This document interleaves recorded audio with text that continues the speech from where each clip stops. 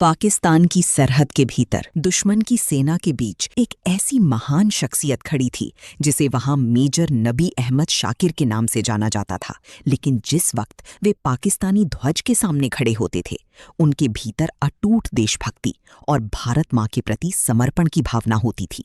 ये कहानी है भारत के उस महान सपूत की जिन्होंने दुश्मन के किले में सेंध लगाई, लेकिन उनका बलिदान इतिहास का एक ऐसा अध्याय है जिसे सुनकर हर भारतीय का सिर श्रद्धा से झुक जाता है।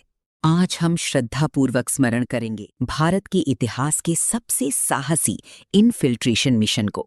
ये गाथा किसी भी कल्पित कहानी से कहीं अधिक प्रभावशाली है। ये वीर गाथा है उस महान व्यक्तित्व की जिन्हें स्वयं प्रधानमंत्री इंदिरा गांधी जी ने द ब्लैक टाइगर के खिताब से सम्मानित किया था।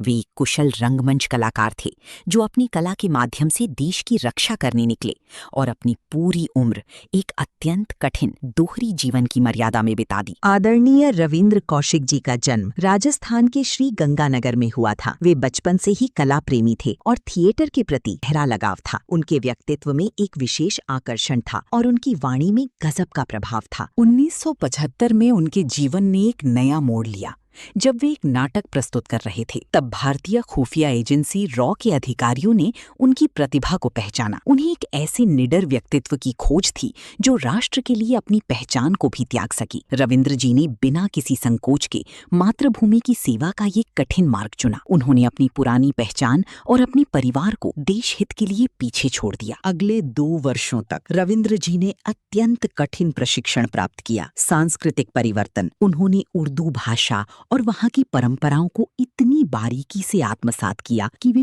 पूरी तरह उसी परिवेश में ढल गए। पहचान का त्याग, उन्होंने अपनी मूल पहचान को पूर्णतः त्याग दिया और वे नबी अहमद शाकिर के रूप में एक नई मिशन पर निकल पड़े। उन्होंने पाकिस्तान जाकर कराची यूनिवर्सिटी से कानून की शिक्षा प्राप्त की। रविंद्र जी का साहस और मेधा इतनी अद्वितीय थी कि वे पाकिस्तान की सेना में भर्ती हुए और अपनी योग्यता के बल पर मेजर के प्रतिष्ठित पद तक सुशोभित हुए। रविंद्र जी ने वहां के समाज में अपनी जगह बनाई और विवाह भी किया। उनकी पत्नी अमानत जी को अंत तक ये आभास नहीं हुआ कि जिस व्यक्ति का वे इतना सम्मान करती हैं, वे वास्तव में भारत के एक गुप्त योद्धा हैं। वर्ष 1983 में एक दुर्भाग्यपूर्ण मोड़ आया। भारत से भेजे गए एक अन्य व्यक्ति के पकड़े जाने के कारण रविंद्र जी की पहचान उजागर हो गई। जब उन्हें इस खतरे का आभास हुआ, तब तक उन्हें चारों ओर से घेर लिया गया था। दुश्मन की सेना ने उन्हें बंदी बना लिया। बंदी बनाए जाने के बाद रविंद्र जी पर अमानवीय अत्याचार किए गए, लेकिन उन्होंने अपने देश के प्रति वफादारी में कभी कमी नहीं आने दी। यहाँ उनकी बुद्धिमत्ता का एक अद्भुत प्रमाण मिलता है। उन्होंने जेल से अपने परिवार को जो पत्र भेजे, उनमें वे डाक टिकट के पीछे अत्यंत सूक्ष्म अक्षरों में अपनी स्थिति और देश के प्रति अपने प्रेम को व्यक्त करते थे। उन्होंने एक पत्र में बड़ी मार्मिकता से पूछा था, क्या मातृभूमि के लिए सर्वस्व अर्पण करने वालों का यही प्रतिफल होता है? रविंद्र जी ने लगभग 18 वर्ष पाकिस्तान की जेलों के कष्ट सहे। प्रतिकूल परिस्थितियों के कारण